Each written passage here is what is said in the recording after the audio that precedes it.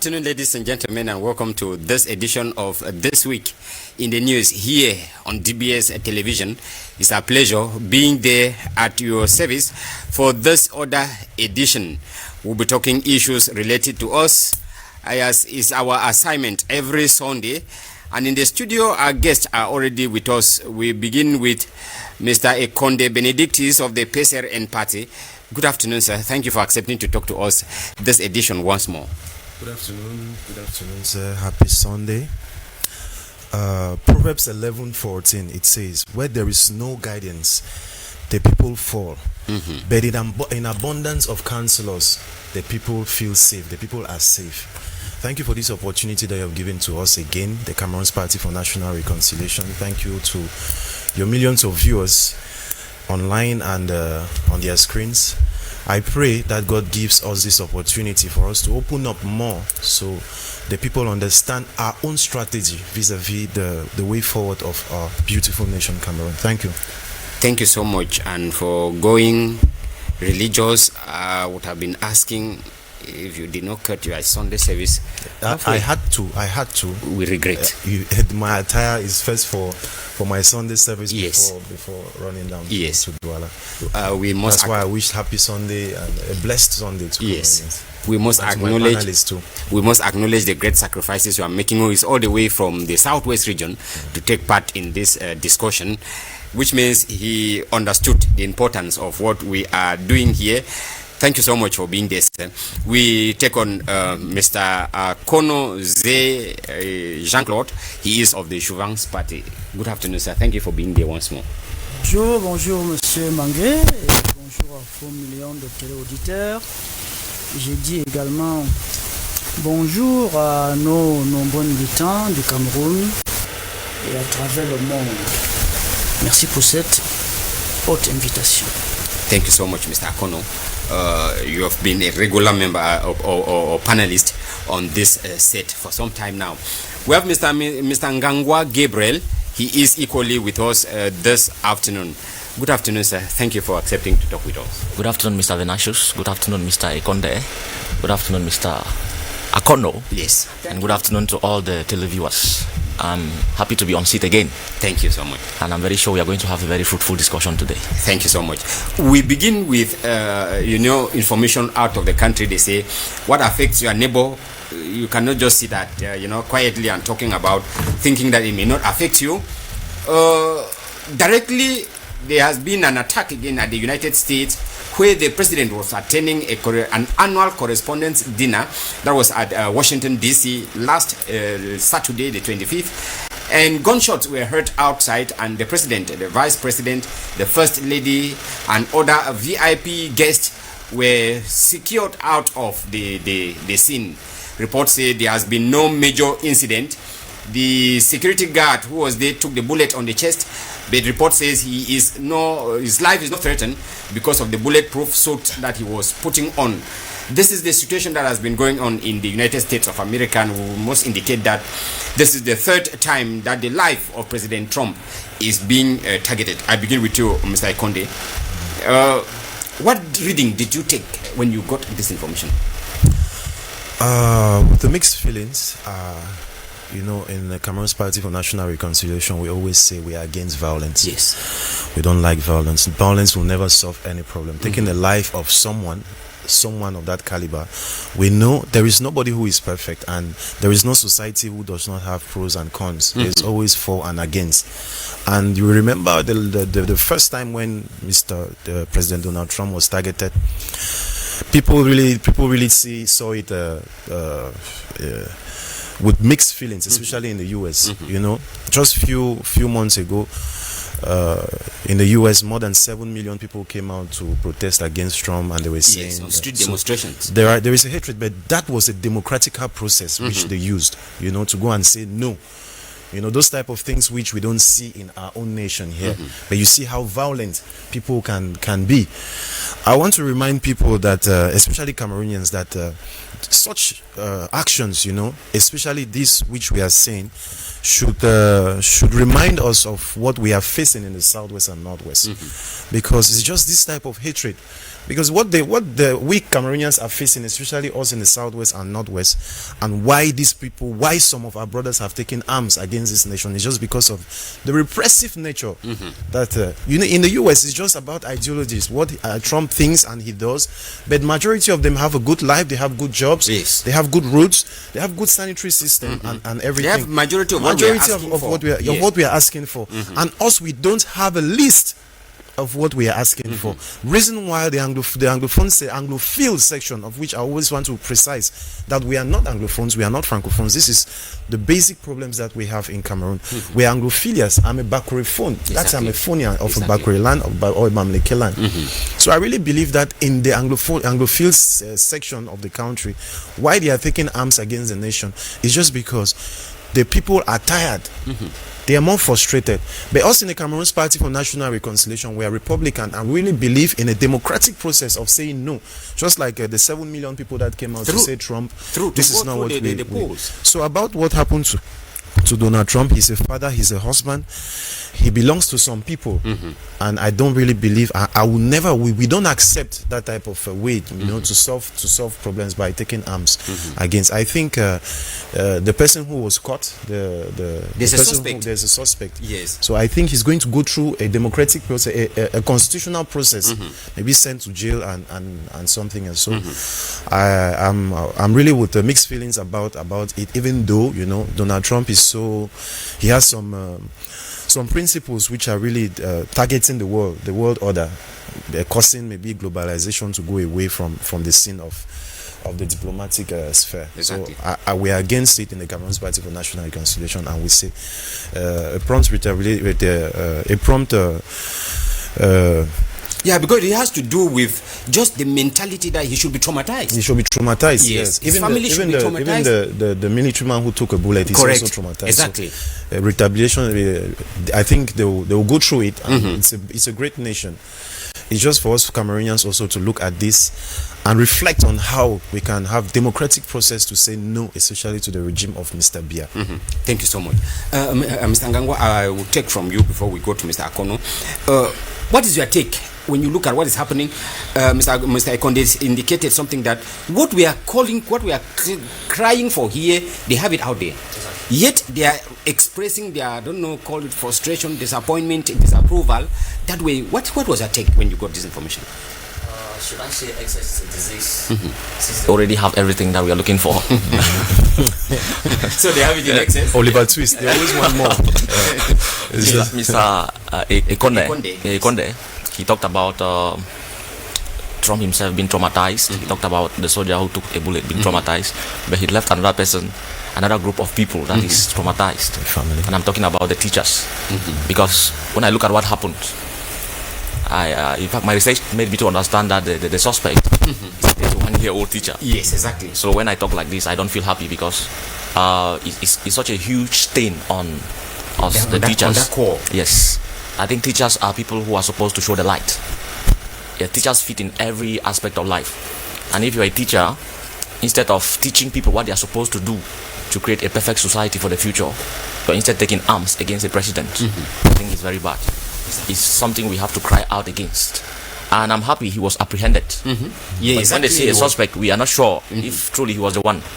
And I'm praying that he should not be the one. And if he's the one, it's good that he was apprehended. Actually, it's very bad. This is not the first time the president of the USA is attacked. During his campaign, he was attacked.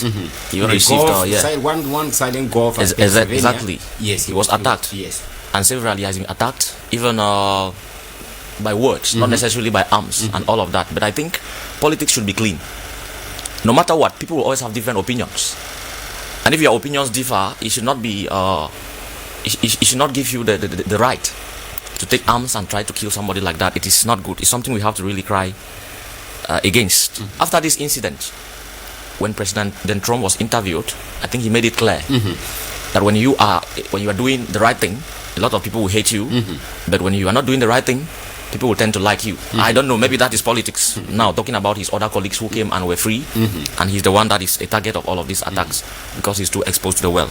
We are crying out against such things. It's very bad. It is very bad. It's not good. Politics should be clean and fair. Thank you so much. Yes. For defending your core, we must indicate that Mr. Ngangwa is a teacher. As as well. So that's why teachers should be the light. Yes. Leading us towards what is right. Not shooting presidents. Not being violent. Mr. Akonuze Jean-Claude is of the Jouvence Party. You equally got this information, certainly. And what is your take? Ok, merci, M. Mangué. Effectivement, nous sommes au courant de cette circonstance triste, mais je vais apprécier l'acte là en trois temps. Dans un premier temps, nous condamnons l'acte, parce qu'il n'y a aucune raison de tolérer l'utilisation de l'arme pour assassiner un homme politique, qu'on soit content de lui ou pas. Ça, c'est dans un premier temps. Dans un second temps, vous voyez également les politiques publiques dans les États. Les États-Unis ont autorisé à les citoyens le port d'armes. Yes. C'est-à-dire un citoyen américain qui ne porte pas l'arme n'est pas responsable. Bon, c'est quand même assez dangereux. Parce que dans la population, il y a ce qu'on appelle le borderline. Il y a les gens qui sont normaux et les anormaux. Those who are not. Yes. Alors, c'est difficile de les contrôler. Donc, je crois que les États-Unis, comme c'est un grand État, ils vont revoir cette loi-là qui autorise à tout le monde d'être en possession de l'arme. Dans un second temps, je vais essayer de voir un peu M. Trump lorsqu'il a accédé au pouvoir. Dans une émission antérieure, j'ai souligné que M. Trump a voulu démontrer que la force devient une valeur des relations internationales. Et avec cette option-là dans le monde, la plupart des citoyens du monde et les Américains eux-mêmes ne sont pas d'accord avec lui. Ce qui fait que ceux qui sont extrémistes vont faire usage de la force. Exactly. Mais nous condamnons sincèrement et férocement cet acte-là.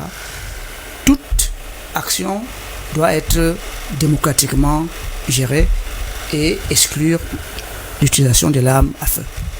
Thank you so much. Thank you so much, Mr. Akono. That was to set the pace for our discussion this afternoon. And we begin with our topic. Exactly, we're talking about the visit of the Holy Father Pope Leo XIV to Cameroon. Within a period of 10 days, the Holy Father crisscrossed Africa from Algeria to the Central Africa and went as far as to the heart of Africa in Angola, visiting 4 countries. And in this visit, the Pope was viewed as a messenger of peace. Now, in this edition of the program, we want to look at, he came to Cameroon, spent practically 4 days, he is gone. What do we take from this visit? What impact is this visit having for us in Cameroon? That is why in this edition of the program, we are looking at the Pope's visit to Cameroon. What next? What should we gain? What did he bring? What should we take from his visit to Cameroon? When in his outings, he celebrated public masses, had private visits, private conferences, private discussions with others, and all through he was talking of dialogue. Especially, we're talking about Cameroon, the crisis hit northwest and southwest region. He spoke about the end to corruption and credible steps towards justice and reconciliation. These are major headlines of his discussions in Cameroon. But then, what next? I want to begin with you, Mr. Ikonde. You started by quoting the Bible. I wanted to say that your connection or your proximity to the church should help us discuss more about this. Now, how can we, what next should we do when the Pope came, he has gone? What next should we look for in Cameroon? Yes, thank you again for that question. You know, when you said what next, I just thought about Napoleon, that he came, he saw, and he conquered. Yes. What did he conquer? He actually, who is even the Pope? The Apostolic Nuncio is a president. You know, he's a president too. He's the Apostolic Nuncio is in diplomatic terms. Yes, an ambassador, a representative of the Pope in the country. Yeah, in the country. Sorry. So I think the Pope himself is he's like a president. Not like he is the head of the Vatican State. He's the president. So I believe that he's a president. But if you look at it religiously, first of all, we don't take him like a president. We take him as a man of God, a spiritual leader. Yes. So I believe that his coming to Cameroon had a great impact. and one of the stress, he talked about so many things, about reconciliation, about how people use the name of God, for their own personal benefits. But what I really had, especially in Cameroon and in Yaoundé, was his stress about human resources. He stressed about human resources. We Cameroonians, we believe that while the Pope was coming, we believed that maybe something will come out from it. Eventually, what he conquered is the mind of the people, and he succeeded to bring especially this stress on human resources, that we are the solution to our problem. Exactly. There is no one who will come and solve our problem. In 85, I'm sure, after the coup of 84, is when Pope John Paul came. Pope St. John Paul II. He came, and people thought that many things will happen, and eventually he came, and he was very pacific. In 95, he came again. The second time he came. And Benedicto came, and all 2009. With the coming of this Pope, many people believe that something will happen, because he has a great affinity with his Lord Andrew Kia and the one of Douala here, Samuel Kleda, those people who have always been on the battlefield verbally to denounce injustice in Cameroon. So we really believe that his impact in Cameroon was really, really resourceful. And about what he conquered, and about what I want to stress about the human resources, what is happening in the Northwest and Southwest, it's a call for us to understand. I, for one, have been a case study. I was kidnapped. I lost my factory in Tole. My landlord was killed. Abiakom in Tole. The person who even kidnapped me was he called himself Angu, General Angu, which I employed once. And from 2000, why I was kidnapped, because I've been doing politics now for, I'm sure, 12 years. Why I was kidnapped there is just because in 2017 I found something about these human resources through Honorable Cabral Ibe, 11 million citizens. It was a movement. What the Pope came and he said, it's a reality. It's for us to grasp that. And for a very long time, we have always been preaching this, that if we Cameroonians in our number, we are so many of us, but if only 11 million citizens of Cameroonians step into a movement away even from politics, work for our civic duties, work for democracy, mobilize people enough for us to have that awareness. Before the UPC party was created in Cameroon, there was a movement which was first created. If you look even across the African countries, movements were created, to sensitize the people. It created so much awareness. So I really believe that if we sit back on this human resources which the Pope came and he stressed on, and work for our civic duty, what in the Cameroon's Party of National Reconciliation we have always been stressing about, that we need to be civically educated for us to unite. Like what is happening in the US. How did these 7 million people came out on the streets to protest against Donald Trump? It's not by magic. Today we have the internet, we have everything that we can mobilize people for us to change this our country, Cameroon, because it will not change like that. We cannot go into the field alone. We have been traumatized in the field. I've been traumatized so many times in the field, even by these people in power. If you put me down one day, and I during this past election, I was the regional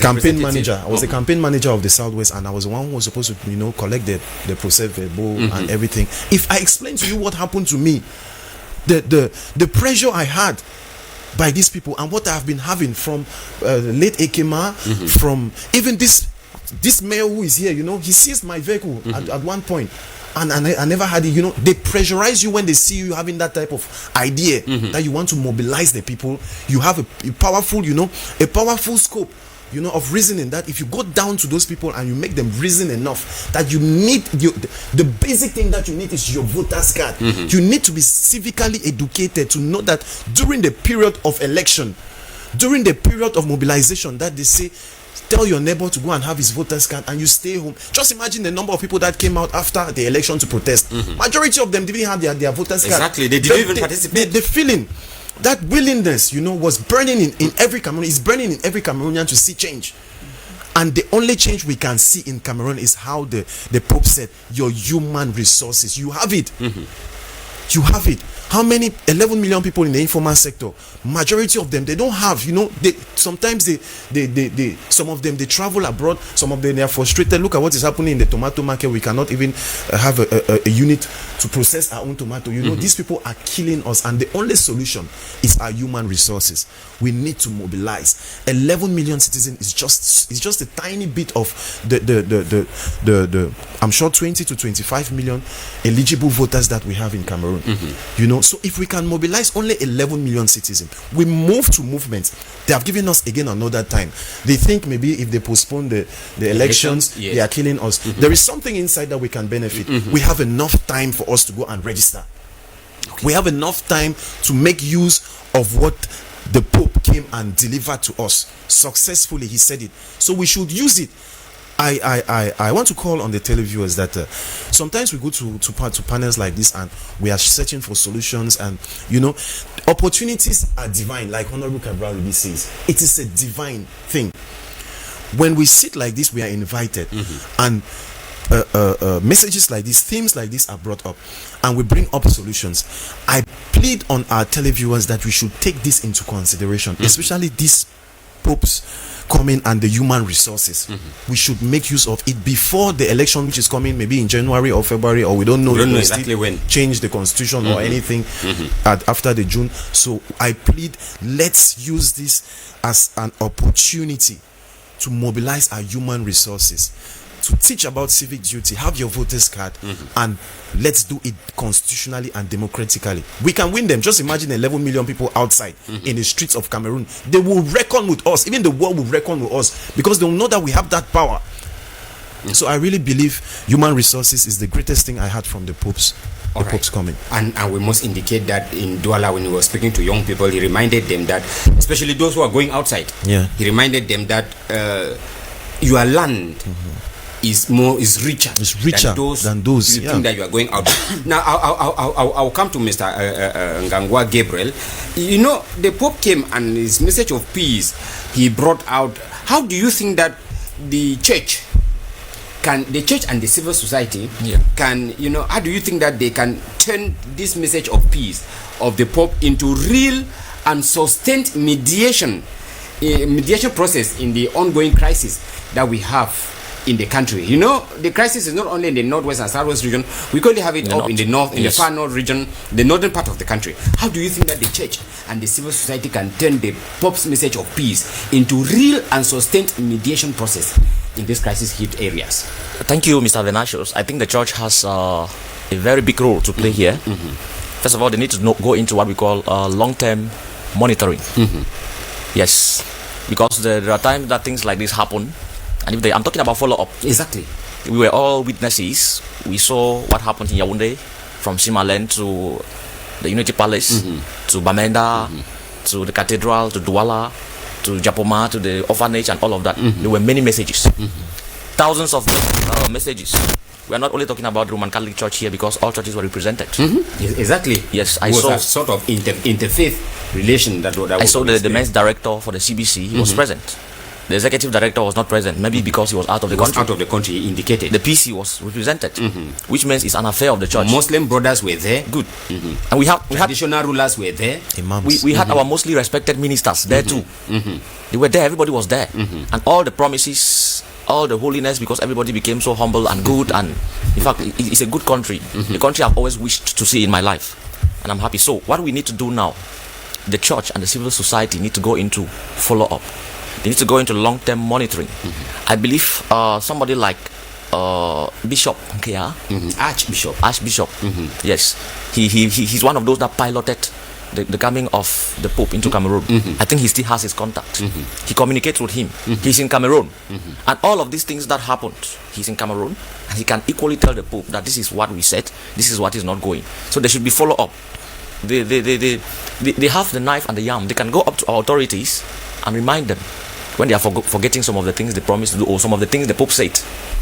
The message do you think that the Pope as a church leader, yes, that he has something that can change what is going on in the country, that's in this crisis region? I think he has, but it's going to be a little slower than people thought. They say Rome grinds. They say Rome grinds very slowly. Yeah, exactly.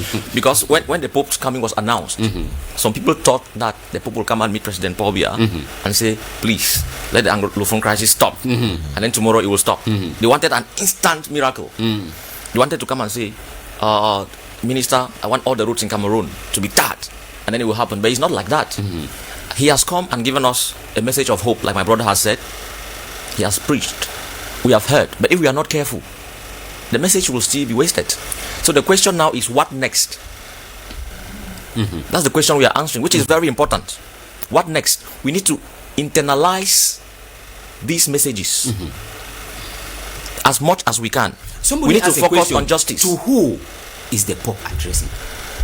He's talking to you and I. Exactly. He spoke to you and I. Exactly. He was not talking to the authorities because now he has Well, gone. not speaking to one particular Cameroonian. He has gone. We will now keep pointing fingers at some people that, okay, you, the Pope said this, you have not done this. Okay, you talking, what have you done?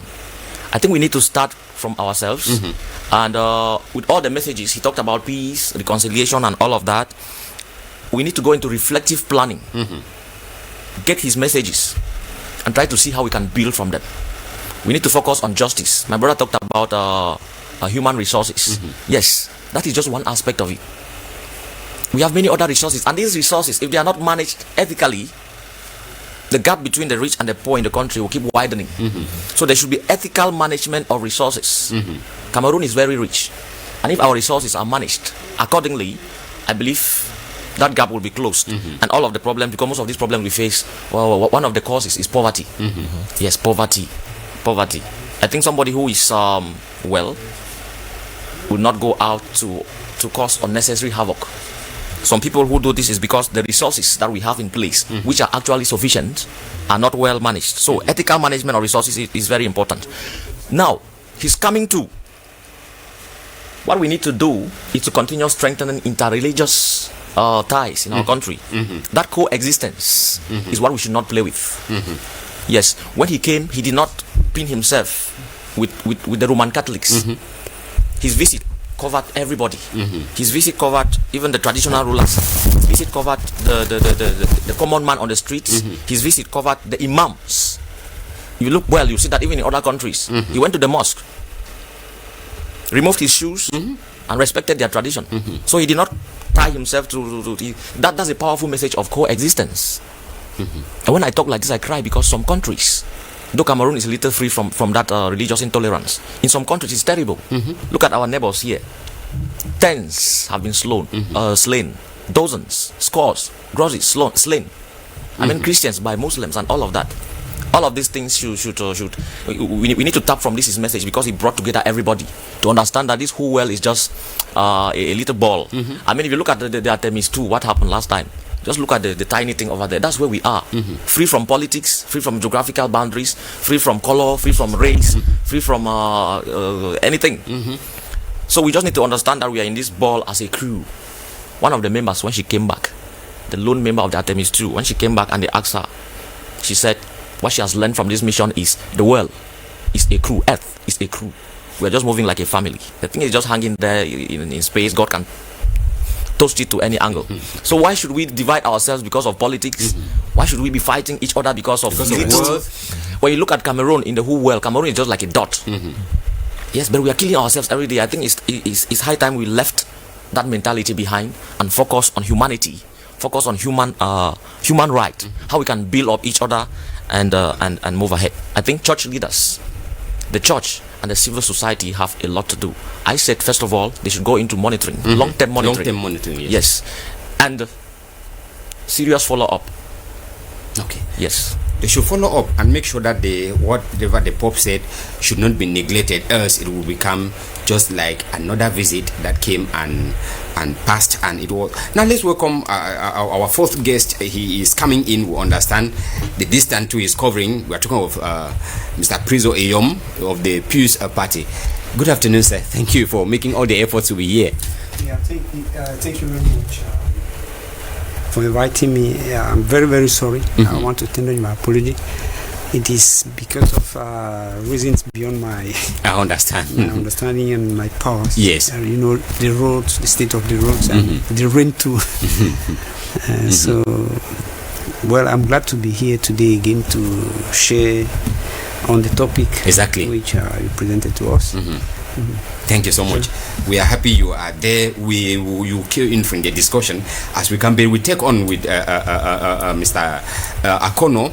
Mr. Akono, when you listen to when the Pope was coming, it's precisely in the northwest region, separatist fighters or separatist group, they decided to call a 3-day ceasefire during the visit of the Pope.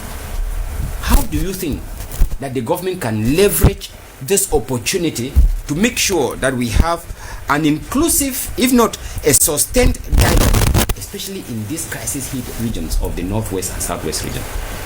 Ok, merci, monsieur Mangué. Et j'aimerais d'abord relever que le pape a apporté un espoir, avant de répondre à votre question. Exactly. Un espoir de dialogue, de réconciliation, un espoir de lutte contre la corruption, du respect des droits de l'homme et un espoir de paix. Maintenant, nos frères qui sont en brousse, qu'on qualifie de séparatistes, ils ont décidé d'un cessez-le-feu de 3 jours pendant que le pape va séjourner chez nous, au Cameroun. Cela montre que ces frères-là sont prêts à écouter. Somebody. Oui, Yes. même les autorités supérieures, si ces autorités sont également à leur écoute. Cela montre également que nos frères qui sont en brousse ont aussi besoin de ce dialogue. Ils sont prêts à accepter ce dialogue. But the authorities have been calling on them to lay down the arms and come out, maybe to this rehabilitation. C'est bien beau, mais je m'engueule. Lorsque vos enfants sont en révolte, il faut marquer un temps d'arrêt pour essayer de comprendre pourquoi ils sont en révolte. Soit vous allez vers eux, soit vous les invitez sur la table. Qu'est-ce que vous me reprochez? Que voulez-vous? Qu'est-ce que je dois faire? C'est ça qui doit être fait. Donc nous pensons que le pape a donné une leçon à nos gouvernants, c'est-à-dire qu'ils soient un peu humbles. Lorsque tes enfants sont en révolte dans la maison, il faut essayer de tendre vers eux, de leur tendre la main, afin de comprendre quelles sont leurs difficultés et de les adresser. Donc nous croyons que le pape a donné une leçon à nos gouvernants et nous invitons les gouvernants, la société civile et tous les citoyens, évidemment les parents de nos frères qui sont en brousse, à mettre cette opportunité en pratique pour que nos frères qui sont en brousse reviennent, déposent les armes et que les autorités leur donnent des voies de sortie. Et ceux qui sont déjà occupés dans l'économie de guerre, qu'on leur trouve des voies de sortie pour qu'ils s'occupent de manière formelle, afin que la paix revienne au nord-ouest et au sud-ouest. Okay. Anyway, but we think that there have been all these measures. So, like somebody was asking a question, what is it that is new that the Pope brought that we have not been having in Cameroon? Alors, le pape a apporté quelque chose de nouveau. Il s'est rendu dans des zones en crise. Ce que nos autorités n'ont jamais fait.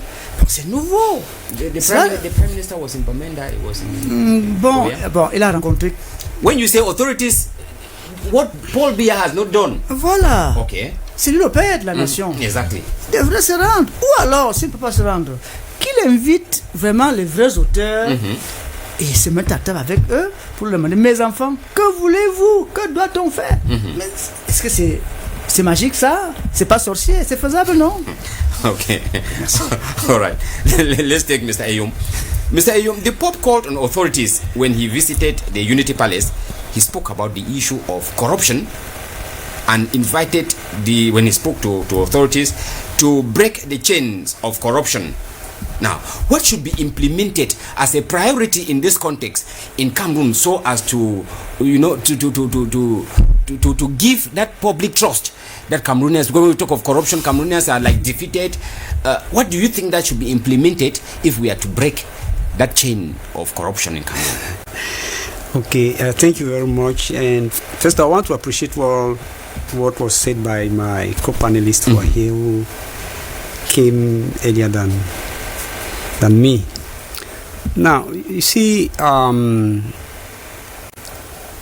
there is a need for us, first of all, to define what we call corruption. Because there are so many corrupted people in this country, but who believe that corruption is only related to money issues. So if there is no money, there is no corruption. And in fact, if you look at our society today, everywhere you go, you may find, you know, a number of features of corruptions. You know, tribalism is part of corruption. It's because somebody is corrupted that, you know, he has that in mind. And then we have to identify the actors. And then eventually see into the root cause of corruption in the country. You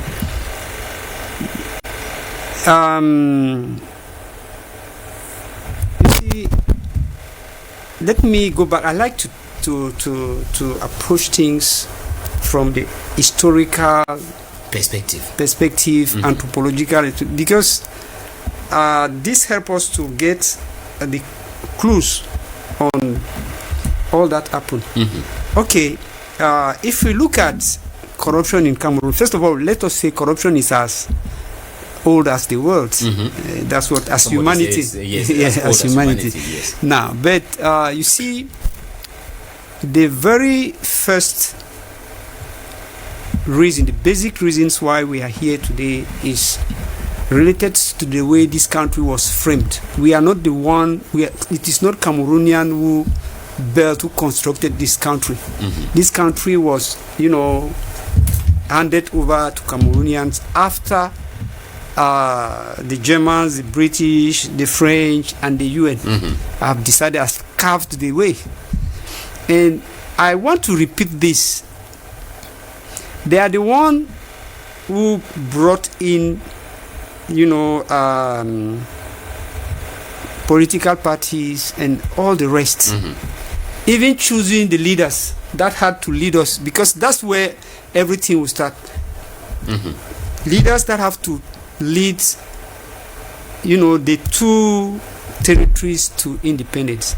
I made this, it is not that I'm against somebody, I'm not against any person, but if you look at the history very well, you look at the people, you realize that the British, both the British and the French, choose the less educated people to be those who will lead the countries into independence. Was that for a particular purpose? Of course, to maintain their grip on us and, you know, keep on manipulating. You see, and when I say this, it is not only because of education. You know,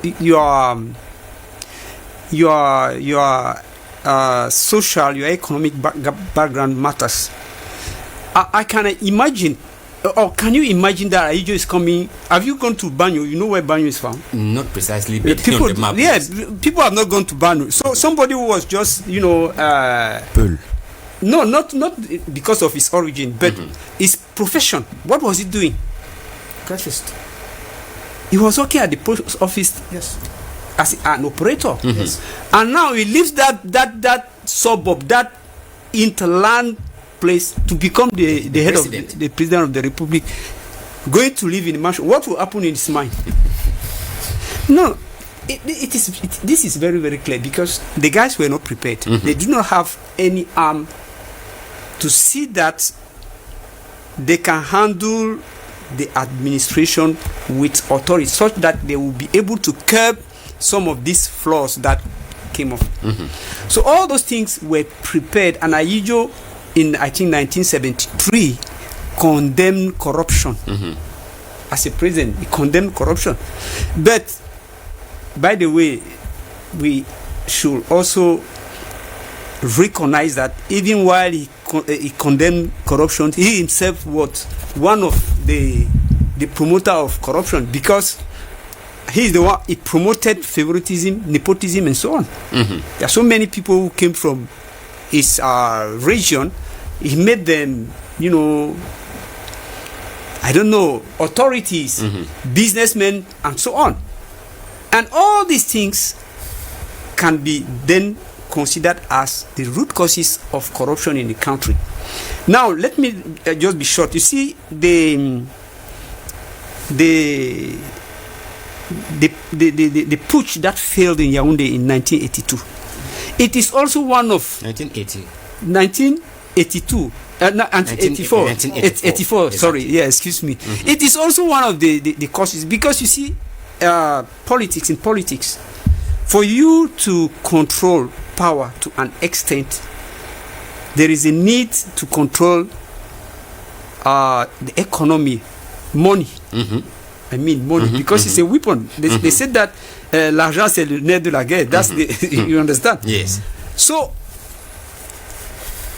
that conflict, which was actually a conflict of power control, led to all these things. That is why, if you go back to the history, you see that the people from south and central regions, some of them were promoted to become businessmen, and they were coming from nowhere.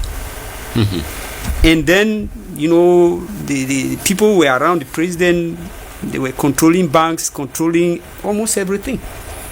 And so the president was weakened, because eventually his brother, those who were around him, told him that, okay, listen, as you see, if we do not control the finances, then the other people will overtake us. And that is actually what happened. And there is a statement in the Bible, in the book of I think Ecclesiastes. It says that if you fail to punish the very first mistake which is done, it will be very, very difficult for you to punish the others. And that's why most of the time, even on panels like this, you hear people saying that this man did, they have to punish him. They will tell you that the other man too did the same thing. So obviously, what do they mean? Do they just mean that the law should not be applied? And so the only one thing we can do, the only one thing, I said it is for us to come to ourselves, to identify who are we. It is not about the Pope, it is not about the head of state, the authorities. It's about ourselves, to consider who we are, what we are able to do, to account or to count our resources. Because you see, truth comes from that first. If you do not know yourself, obviously what will happen, you will just be a fake, you'll be a crook. And that's why many Cameroonians are crooks.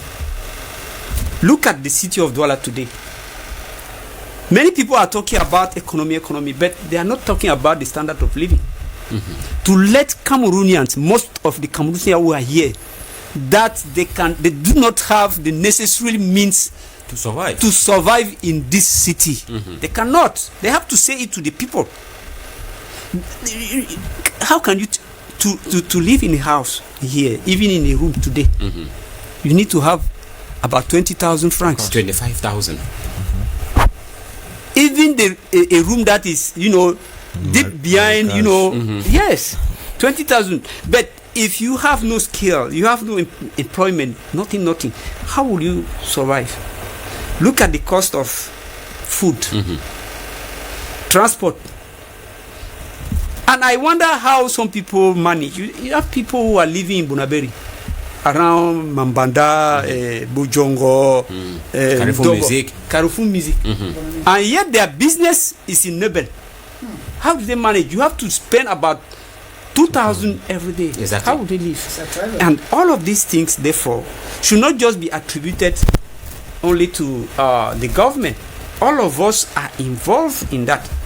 It is true that we can, to an extent, also blame our standard of education today, because even in the training in our educational, spheres today, it's not productive. It's not productive. There are lecturers, there are teachers that are involved in that corruption. For example, you may go in for a competitive exam, Sure. and your name alone causes you to fail that exam. Yes. So corruption should not just be watched on, the aspect of money. But that, moral aspect should be looking, even the spiritual, because you mentioned about the Pope here. The church is part of, the authors of this corruption. Church. Yes, the church. That's contradictory. It's contradictory, but let me give you an example. Let me give an example. You see, if you take some of the churches here in Cameroon, like CBC, PCC, and many other churches, you realize that, for example, if you are not from a particular region, you cannot be a pastor there. That's corruption. Is that not too much? It is very bad. No. What do you mean by you cannot be from a? No, you cannot. You cannot. They cannot admit you in a seminary. They will say that you are a francophone. The other people will say that you are an anglophone. Whereas the Bible, that's not the message of the Bible. Exactly. The Bible does not, preview those barriers. And behaving like that is corruption. It's because you are corrupt. By that, are we? Is it our fault that we are corrupt? From what you are explaining, we are corrupt by nature. Should we be blamed? Should I be blamed for being black? All of us are corrupt. Because that's my nature. Yeah, we are corrupt by nature because we say that every human being is bipolar. You understand? There is part good part, good, there's a bad, yes. bad part. But religion contributes to enforce that more than the bad part. Mostly the bad parts, because in fact religion could have been an instrument to bring people together. And if you read, for example, the Quran, you read the Bibles and so many other holy scriptures, you see that one of the things which is encouraged is friendship, is unity, fellowship. But when it comes to people belonging to different denomination and communities, it is not operated. Why? Because the human being is not the central concern, the main concern of their message. So according to you, the Pope spoke about corruption, and from your analysis, that is the way we were. That's how they gave us Cameroon. What should we foster? What should we prioritize so that maybe or is it that we are helpless? Can we not break away from this? No, okay. I said something before, but what I can add is that our community is structured. We have what we call the elites. We have all those opinion leaders and so on. I mean, those who are to an extent learned. What they have to do is to consider that at this present time, you understand, we of this generation, we have to sacrifice to educate the community in terms of learning what is good and what is bad. And this should not just be, the responsibility of training institutions. Because besides formal education, you have informal education. You have how do they call it? Extracurricular activities. You have what they call educational talks. People have to hold them within their community, within our political parties, because one of the problem where we fail in this country is that there is lack of training within political parties. There is lack of learning even in church in terms of moral values. We lack training even within our communities, because children learn from their parents or younger people learn from their elders. But if you go into our family settings today, you realize that what people cherish most is what is wrong. It is that which is wrong. Partiality, injustice, and so on. That is what happened. And what will you expect then from the people when they are out of those settings? Every person would just portray what he brought from his community. But we need today, therefore, to change the situation, to take it as a responsibility within every single setting, because it comes from the grassroots to get to the top. The man you are today, for example, I want to be a municipal councillor. I don't have to wait until a municipal councillor before I begin educating people. I have to begin doing it now. And that's why we can build, some kind of momentum, some kind of strength, which can help us to fight this. And then this idea of curbing corruption has to be bought by everybody, by most of the leaders. That's why I talk about the elites, the leaders of political parties. If we do not share that idea of curbing, fighting corruption, no, but we waste all our time. We waste all the time. All right. Let us continue with Mr. Ekonde. Mr. Ekonde, the Pope raised issues like Mr. Ayom was indicating. Corruption. Yes, issue of corruption, issue of injustice, issue of dialogue, interfaith relation. Do you think that, can we conclude that issue of fighting such, are they beyond us? Is there no way that we can succeed in handling them? Perhaps, is there a means that we can realize what we expected? Yes, Mr. Bangwa, I really think what the panelist just said concurs with all what we are saying. But he talked about injustice, human right abuses, so many things Cameroonians suffer today. He said it. He said it in a religious way, in a humanitarian way, but he said it and we heard it. That's why I said he conquered the hearts of people and he delivered his message. Cameroonians are suffering, and Cameroonians are very intelligent people. We have the ideas, we have the expertise, we have everything, same as what the Pope said, that we have it. And that's why I was stressing on human resources. The main issue which we have is what is needed to be done. What do we need to do? If we leave this panel today as we are living and we are going home, what are you doing to impact the other? As Mr. Ayum said, for you to be a councillor, you need to start working now. And he also said the mind of the people, the way the people think, the Cameroonian people. He began by saying corruption is as early like the human race. So it is there. So I cannot blame, if I can go against what he said, maybe like in the churches and all the rest. It is the system that has let all these things in place. We cannot blame the people. Why? Because like prostitution and thieves, it's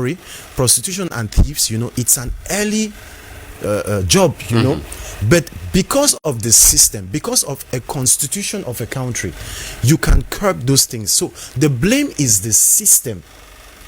If we talk about the Anglophone and Francophone problem, especially in the church, like Honorable Cabral proposed, fédéralisme communautaire, just that problem of Anglophone and Francophone is a problem to Africans. That's why most African countries, they need their own language. They need their own system. They need to, Cameroon has not been written. Like what Mongo Betis said, that small pearl man who could not even, if you read one of Mongo Betis' outings, he stressed on that that thing that these people choose something among educated people who could manage well, of which I give credit to him, because when Mitterrand was coming, one thing which made me to reflect on President Ahidjo and his achievements, when Mitterrand was coming to power, he said, "Je suis à l'aise avec celui-là." He was referring to President Paul Biya.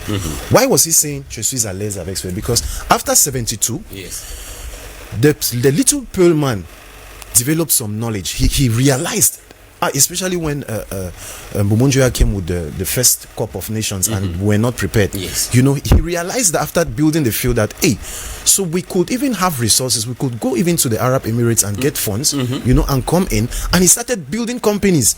He left so many, more than two. He constructed the new roads, you know, so many things. He was very decisive, and that thing he made went against the European interest, went against the French interest. So I believe that it is the system that we have in place now that is killing the youth of people. You know, it's just a few days ago, my one of my brothers made me realize that our passports is just one of maybe the only passports in the world that is renewable 5 years. It's something mad. That's why, you know, there is so much stress with our people going outside. On top of the dual nationality issue that we have, they are still struggling with passports, you know. Some that don't want to take the nationality there just because they want to come back to their country. They need to have this pressure every 5 years or 4 years to come back. And there, even in the embassies there, it's a headache. Yes. So Cameroonians, we have headaches from water, light, from dirt and everything, that we need to question ourselves that what are we doing? The Pope was here. He talked about everything. Our solution, which I will still emphasize on, is the human resources. We need to mobilize people. Elections are coming. We cannot sit back. You understand? This is something we in the Cameroon's Party for National Reconciliation we have been doing since 2017. That's why I left my earlier party, where I was the regional coordinator, and went to the movement which Honorable Cabral Libi created, because I understood this concept of human resources, that if we mobilize, that's why I say there is so much intimidation, especially when they hear this message we preach, of how to even leave these political issues, go back, civil society, teachers, you know, all of us, you know, go into the field before election, work to educate the Cameroonian mind to be patriotic. You know, one of the things that Cameroonians don't have, like Honorable Cabral Libi wrote in his manifesto, you know, giving the chance for an early age, you know, let me say from 17 to 19 years, for them to work like what we have in Nigeria and even in the US, that they go for they call it civil service. You know, you have like, it gives you, it builds that patriotic and civic minded person, for you to know that your nation is your priority. Having your voter's card is your priority. Going out to vote is your priority. And if they understand that we have mobilized enough, like 11 million citizens, if we are mobilized enough to know, and the world knows that these people, they have 11 million citizens that are ready to go and vote and fight and defend their vote, I bet you they will reckon with us. The world will leave and come in here just to reckon with that 11 million people, because unity is power. And we can use that opportunity that the Pope has come here and emphasize on human resources to go out there and start working. Before they call the electoral call, we should get ready with our voters card. Tell your peers, tell your brothers, accept, you know, bring them to understand that we are the ones who can solve our problems, because this system in place will never solve our problems. They're already into a chaos, even with the clan, as they call it. They are trying to put the process of vice president. It's an alarming case that if we're 11 million citizens, normally we are supposed to go out and say no, it's a coup, it's an institutional coup. It's an institutional coup. And they have always been doing it. The institutional coup began in 2008. It was only, normally the mandate was supposed to be renewed only once. The coup still, yes, limitless. The coup still, it keeps coming every year, and we Cameroonians, we are sitting just because we are not united. There is nothing that we can say that Cameroonians, this is, and we have a constitutional right. It is my right to protest. It is constitutionally, but every time we want to do protest it, the right yes, way. The right way is one thing. Yes, it's the right way. The right way, yes. That's why I emphasized on Trump, where 7 million people came out to say we don't want a king in America. It's just because people are not mobilized. We Cameroonians are not mobilized. We are not conscious enough. We are not responsible, civic responsibility to know that Cameroonian problem is our problem. If you don't want to live in this country, that's why the whites, they brought this dual nationality thing. I believe that it's just a solution that they saw that if you don't want to keep living into this mess or fight for this mess, better leave. But we don't promote that people should leave. We are the solution to our problem, as the Pope said. We need to fight for Cameroon. We need to mobilize enough before we leave the political ideas, political ideologies and everything. We work for the civic man. We work in movements. I began by emphasizing that UPC was not created it did not come up as a political party. There were movements. There were pressure groups. Those pressure groups did not have that political idea, but it helped the people of Cameroon to mobilize. All right. With Les Syndicats, it helped them to mobilize, and that is what we have to live from here and preach to our people, that we need that power. We need that human resources power. We already have all the resources. 15% of our soil is covered with gold. We have diamond, we have cobalt, we have coltan, we have so many things. We have the human skills. Cameroonians are very intelligent. There is no Cameroonian in the informal sector, that the 11 million informal sector, that if you give a million francs, the person will not know. The majority will have already plans in their head. Just before we entered into the panel, there was a program that was going on your TV, on your channel, about shoes, creation of shoes, how you can create shoes. You know, majority of these things that we import, Cameroonians do it here. They are producing them. They are producing here, but the system do not promote it. Why? Because they want to keep us standing, and they will not solve our problems. Televiewers, I tell you, they will not solve our problems. As the Pope said, we Cameroonians can solve our problems. We have that power. We are so many. We are so many that if we mobilize, they will have to reckon with us. If we have like even 8 million Cameroonians standing up, how many do we have in the voters list? I'm sure this year last year it went to 8 million voters. But when we go to vote, not up to 5 million votes. And we're not up to 5 million votes. And still, those that will vote even against and for, you see, it's just some few people of these massive human resources that we have, we are neglecting, which the Pope said, you are the solution to your problem. All right. So I believe that our human resources, we need to mobilize. Elections are coming in January. Before January, please, Cameroonians, go and get your voters card. This is a message we have been preaching endlessly. We are the only political party, Cameroonian Party for National Reconciliation, that since 2017, we have been preaching it, and there is proof even online every day.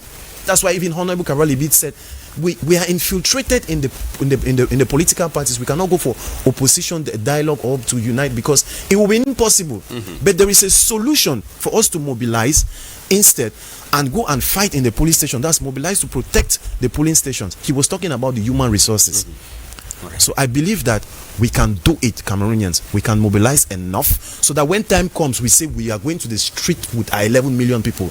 They will beg us. That's right. We hope they are getting it, and like he was indicating, the future belongs to the youth, to the young people. We don't know when that future will come. We keep looking forward. We remain hopeful. Time is no longer on our side. We take our second topic of discussion today. We are talking about the issue of a general census that has been organized in Cameroon. It started running from the 24th of April and will go right up to the 29th of May 2026. And we must indicate that the last census in Cameroon, where figures are not even as such credible, was in 2005. 21 years after, Cameroon is going for a general census, as well as census on land and livestock in Cameroon. It is already ongoing. It began on the 24th of this month, of the month of April, and will run till the 29th of May. According to information we got, those who are carrying out the census are crisscrossing every neighborhood to make sure that Cameroon can talk of an exact number, approximately an exact number of how many Cameroonians are. I will begin exactly with Mr. Akono to find out from you. When we talk about the issue of census, I was talking about accurate number of Cameroonians, because we hear we are either 28 million, we are 29 million, we are 30 million. Now, when we talk of accurate number, census data, how does that influence budget allocation and infrastructural development in a country like Cameroon? Ok, merci beaucoup, Monsieur Mangué. Avant de répondre à votre question, je voudrais d'abord préciser quelles sont les caractéristiques d'un État. Un État, c'est d'abord le territoire, la population, une autorité politique et les frontières. Maintenant, pour donc répondre à votre question, un recensement général de l'habitat, de la population et de l'agriculture, quel est son impact sur la vie économique d'un État? Grâce au recensement, on saura combien nous sommes. Cela va aider l'État, en fait, à planifier l'affectation des ressources. Parce que lorsqu'on sait que dans telle zone, il y a tel nombre de populations, il faut construire les écoles, les hôpitaux, les routes. Parce que c'est la population qui guide ces décisions-là. Grâce également au recensement, l'État peut aussi contrôler l'érection de certaines zones en unité administrative. Parce que le recensement a aussi un rôle politique, pas uniquement économique. Vous avez vu circuler entre-temps la création de nouvelles unités administratives.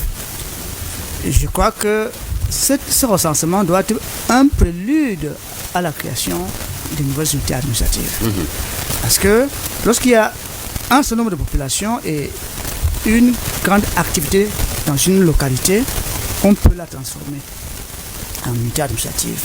Ensuite, le recensement aide également aux entreprises à savoir quels sont les consommateurs qu'on peut retrouver dans telle zone. S'il y avait produit tel,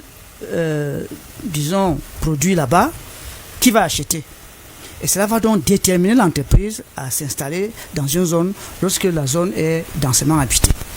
Donc vous voyez donc que le recensement est utile sur un triple plan, sur le plan économique, sur le plan politique, sur le plan agricole, parce que il permet également de savoir quelles sont les exploitations familiales qui sont dans telle zone, quel est le cheptel d'élevage qui est dans telle zone, pour éviter les famines, ou alors aider ceux qui exploitent à mieux se porter et à mieux gérer leur exploitation.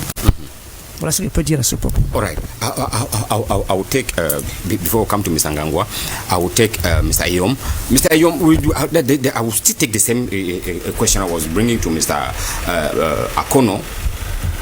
How would it help in the context of development, knowing exactly how many we are?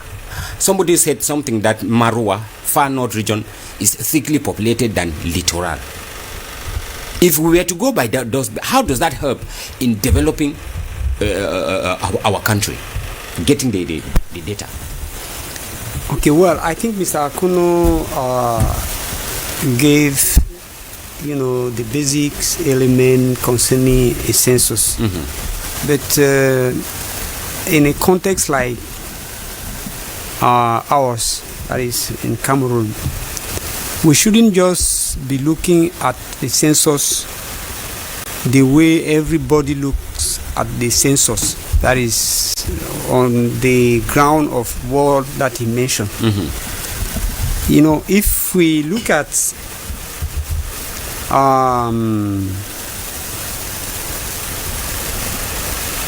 the dispatching of the population across our territory today, eventually, if the census has only to take into consideration the fact that there are many people here or not, I think it will not help. Because one of the questions we should ask ourselves is, what can we do from this census to see that our country is evenly developed? The question of equity. Yes. For this simple, you see, Douala and Yaoundé are suffering because Everybody's coming to Ghana. Everybody's coming here. So, which means that the rest of the country is underdeveloped. And I often mention this, but there are so many people who think that it is wrong saying so, because to them they are Cameroonians and they have the right to live just anywhere. But I mentioned something during my first intervention. I said that we should understand, we the Cameroonians, that we are a generation that has to sacrifice for tomorrow to build this country. There is no way money, all those things that are happening, getting loan here, doing this and that will not help us. We are the producers and the consumers of development and nobody else. So we have to carve it the way which will suit us, which will satisfy us. And that is the reason why it will be good that at the end of the census, we should not just, or the government should not just looking at allocating means depending on the amount of population here and there, but they have to look into local development. You see, I have a book that I wrote which is yet to be published, and I mentioned something which is very important to me. I think it's very important. It's even important to all Cameroonians, which is we should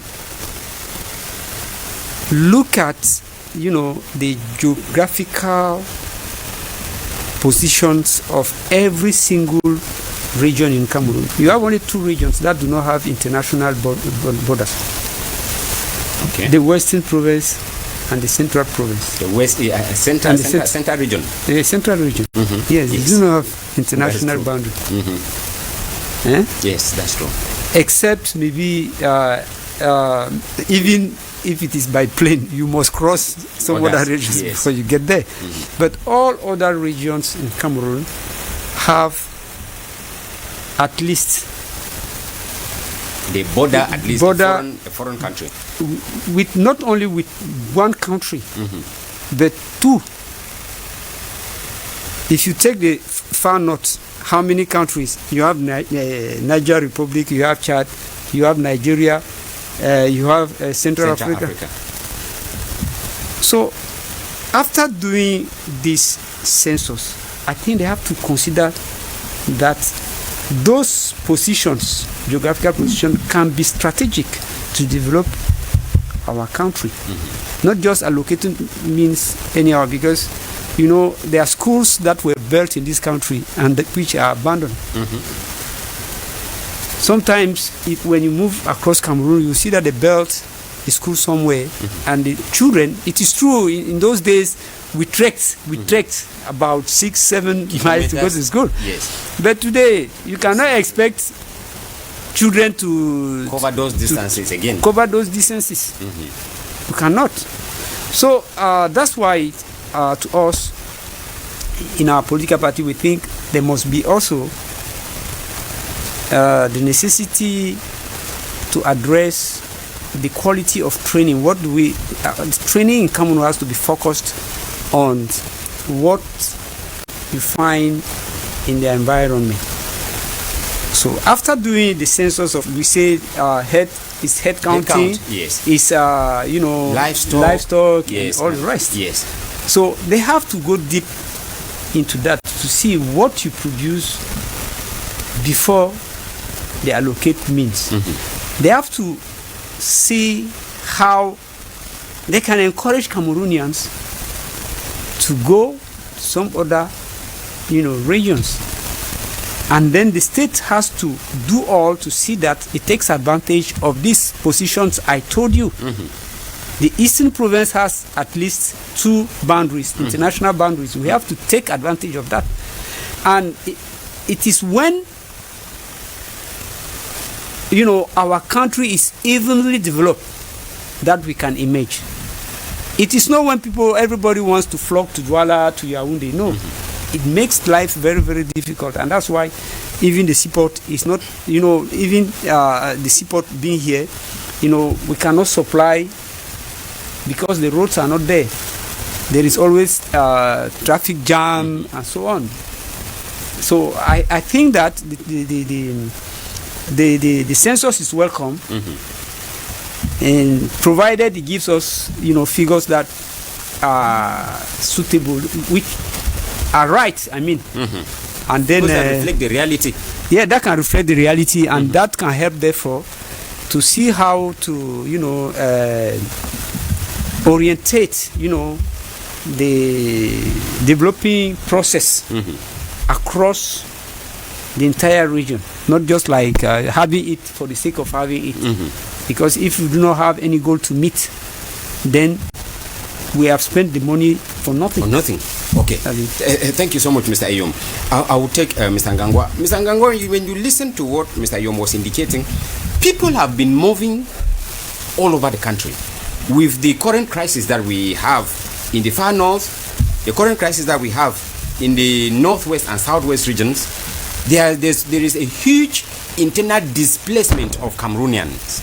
Now, how practical, how doable will this census take into consideration to make sure that the people we are referring to as Cameroonians are Cameroonians? Because I was imagining of a situation of somebody who left Akko, for example, chased by the crisis, and is taking refuge in one area in the east region. The person went there with no ID card, no birth certificate. Yes. The documents were destroyed by the fire, the war, anything. What makes him a Cameroonian? That's a very tricky one, Mr. Venatius. It's unfortunate that we have such a thing going on, and at the time that we are conducting a census is something that is very, very important for every nation. And if some people have been displaced, they don't have documents like the ID card, their birth certificates, which are very essential documents. I think as a Cameroonian, first of all, if you find yourself anywhere and you don't have a document, the first thing you should be thinking about is establishing one for yourself. I know how difficult it is, but I think with the new ID card system that we have now, things you can't have an ID card without a birth certificate, because I think that should be the priority. Yes, getting an ID card, you need to start by establishing a birth certificate for yourself. That's what gives you that ascertain the fact that you're a Cameroonian. Exactly. So it's actually a difficult one, but I think something has to be done. Something has to be done. We have to go back to the root of this. Why are the people not in their areas? Those are the issues we have to address first. Because if somebody left Akko, as you are saying, and is somewhere in the east, that is far from home. Exactly. Very far. Let us create a Cameroon where these people can peacefully go back to their places, and things will be done normally. Yes. Now the question is, even as somebody who is from Akko and you're already residing in the east because you escaped from the crisis, when doing the census, are you going to be counted labeled as somebody in the east or somebody in Akko? And if you are counted as somebody in the east, who are you elevating? The people of that east or the people of your place? I think these are some of the things that we consider when we are doing census. Because when you are doing census, the numbers that come from your place also favor your place somehow. It determines the developmental projects in that area. Exactly. I think the bottom line here, everything boils down to resource allocation. Whether we are talking about human resources, in fact, census is necessary to determine who is supposed to go to where. Cameroon is stratified administratively into regions, into divisions, into subdivisions. Yes. And all of these places, we need to know the number of people in each region in Cameroon. When we go to a region, we need to know all the divisions and the number of people in each division. And the same thing applies for the subdivisions that we have.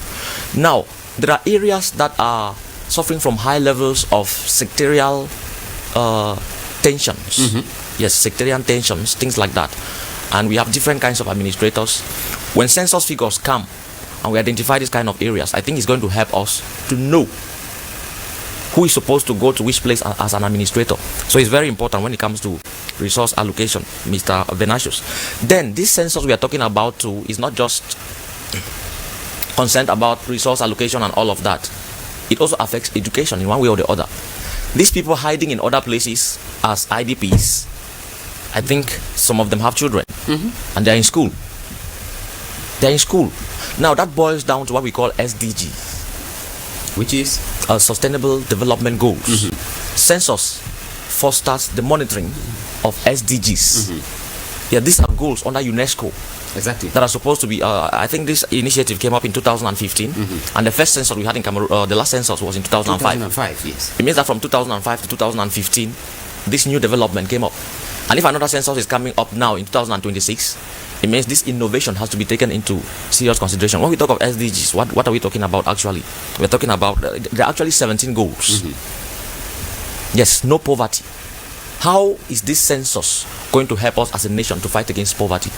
That is now doing census in compliance with these sustainable development goals. How is it going to combat hunger? Because hunger is something we play with and we are not supposed to. I think the first sickness that attacks human beings is hunger. The saying goes that a hungry man is an angry man. And that is true. Most people who protest on the streets are hungry people. Let's look at the last thing that happened after the October 12th election. It was not just a protest. Looting. Destruction. I sat in front of my house and I saw people, I mean after the noise everywhere, I saw young guys running and passing with bottles of gas. Where were they going? Where were the bottles of gas coming from? It means they were not just out to fight for the Cameroon to change, they were out to fight for the politics of their stomach first. Yes, they needed gas bottles. Somebody will hold one on the head and hold one on the hand and start running. We even saw some images online circulating. A fish. Yeah, a fish. It's terrible. So, one of the goals from UNESCO, SDG, is zero hunger. We have enough resources, like my brother Ekonde said, and like Daddy said over there. There are resources, and if they are well managed, then and distributed equally, all of these things will not happen, and the rate of, the crime waves will reduce. We have goals like good health. How many people can afford good medical services when they are sick? You asked about internally displaced people. Some of them are surviving just by grace, because if they are sick, actually they will not be able to go to the hospital. So in these schools where they have found themselves struggling to even pay the fees, if we inject this SDGs, which I want to call fresh impetus, is going to help and change in a very mighty way. We have zero gender intolerance. Those are things that we see everywhere. You see women treated as an insignificant part of the society, which is very, very poor. And in some areas, men too are discriminated upon. Clean water. That is another problem. It will surprise you that there are areas that people suffer to get water. I found myself somewhere in Yaoundé after Swa. You go down right to Kofolo. I went to one quarter there in the dry season. Kamwata came and put their tank. The number of people, the queue I saw, made me shout. So I was like, so these people are standing here just because they want to carry this water? In Yaoundé. The Yaoundé that we think that maybe that's heaven. Yaoundé is actually vast. Yes, Yaoundé is big. So it's one of the goals, one of the SDGs that we are talking about here. Clean water. At least we should have water. Even if you don't have what to eat, have access to clean water. But there are times that we go without water for days in our homes. And it is constitutional that they are supposed to give us water. Exactly. And even in our constitution, it is written, the liters that each person is supposed to have a day. Imagine. But is it what we have on ground? No. One of the goals that we are talking about is energy. Energy. We cannot do without that. We need energy to power up the studio. Those that are watching, they need energy at home to watch. But if Inyo, unfortunately, has kept light, how will you see how will you listen to what we are saying here? Exactly. So power is what we are not supposed to play with. Responsible consumption and production. These are things that the children should be learning in school. I mean, after the census, these are the things that we should consider. And to allocate these resources now, we are talking about human resources too. There are some schools that don't have teachers. Yes, you need to send them there so that we inject all of this knowledge into the children and they will understand. Production and consumption should be done responsibly. And that is why we have littering everywhere in the environment. That boils now to one of the aspects of this SDG, which we call ESD, Education for Sustainable Development. Doing the census, I don't think it doesn't suffice just counting people. In some areas, they actually try to know the number of houses that we have there, the type of houses, the settlement form and all of that. It will help us to understand that we have to produce responsibly, consume responsibly. It is going to be very bad for you to drink water through the container. Studies, research has proven that a container of tangy water that you just throw into the gutter can take thousands of years to decompose. Yes. Where is it going? When you dump it into the gutter, where is it going? He's going to block drainage somewhere, and he's going later to. on we complain. Yeah, later on we complain, and it's going to bring diseases and all of that to the community. So all of these things have to be taken into consideration. Okay. Yes. All right. We are rushing because time is no longer. I wanted to take Mr. Ekonde. Mr. Ekonde, if you look at it, is a nationwide exercise. I was thinking of somebody who lives in an area like Akwaya in the southwest region. How would the census be? At the end of this census, are we going to be able to determine exactly how many people are there? In the last election, there was confusion on whether they did vote, whether they did not vote. Now, we are talking about counting them. How will it take place in such marginalized, I don't want to use the word marginalized, enclaved areas where access into such areas is a problem? Yes, thank you again.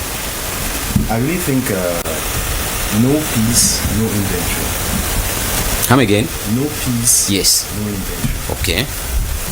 Even in your house, let's try to let's clarify the air about this population census. What is it? First, to the layman, people don't understand what is the census. If you're in your house every morning or every week, every 2 weeks, you're with your wife. You know, when she always comes back, even if you know there are 5, 10 people, you draw them down. So we have 10 people. We have 2,000 francs. We have this. Yes. We have a kid that needs this, all this, and we allocate funds for those responsibilities. Not only for the responsibilities, but even for the minds of those who are taking. We start talking about how the person is going to use this money. So, and the general sense of human population census globally, you know, it is for resource allocation, it is for representation. We have even now parliamentarians who are gone, senators, and they don't have representations. We have economic planning. We have urban planning.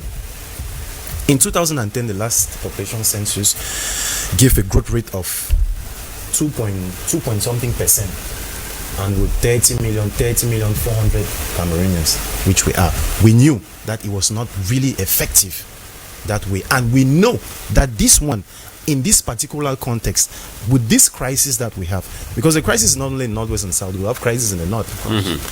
We have an inventory, or let me say something came up, I'm sure it's last year, that they said there are how many hundreds of people in the north without birth certificate and all the rest. You know, there are so many out there, even in Douala here, who are just from the north, but they cannot establish their ID cards here. Exactly. Because they have to go back to the north and get their birth certificate.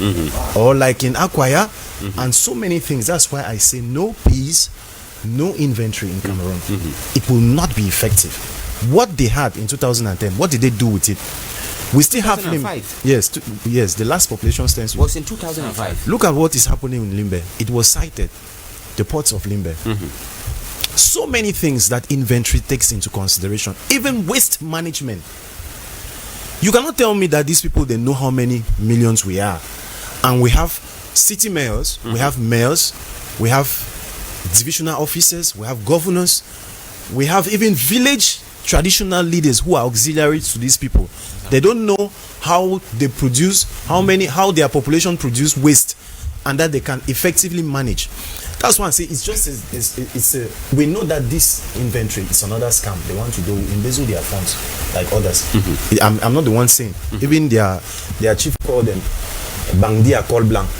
We know that they are going there with these funds. They will not do anything. They'll go and eat their funds and sit quiet. And after then, even just for the waste management, they will not do anything. That's why I call on Cameroonians to be responsible, because I've always been preaching, like, even with the waste management, we need to be conscious. We should not wait for the population census, which will not do anything, to tell you that before you want to go and throw your trash, maybe you should separate it, you know, to help even your neighbor, to help even the other, because now all those things, they are commercial activities. You know, Chinese export, I'm sure, tons and tons of plastics every year, iron and all, which is the waste. Eventually that waste is the job. So we just need to be conscious that before throwing your waste, you separate your waste. If you have a kid, that maybe the kid is going to the university, you sit down with your kid, you plan for the kid. This is the impact that this population census was supposed to bring. Urban planning, health and education, you know. Mr. Ngangwa just talked about how there are some schools with no teachers and all the rest. You know, the frustration the Cameroonians are having everywhere and every sector, which this census, in the logical sense, it was supposed to come and clear maybe even just 50% of our troubles. But I promise you, it won't happen. It won't happen. They would finish the census, and this census, I just believe, is because of the June parliamentary session that they are struggling maybe to share, to increase, to repartition, you know, some regions, and you know, so that they will have it like a proof to say that yes, that's what electoral constituencies. And still within is for them to have their I will not say the demonic or devilish ideas to profit their interest, because everything they do, especially these people of this system, is to profit their interest, to steal, to kill, of Cameroonians, of which they were supposed to be. It was supposed to be for our interest. I don't really believe in this census. That's why I say no peace, because only the aspect of peace in the northwest and southwest. I don't know how this census, are they going to be going with arms to go and tell me, give me a same car, how many are there? Because I'm sure that something will happen again there. Because there are so many families now that are completely displaced. And I know it's the civil.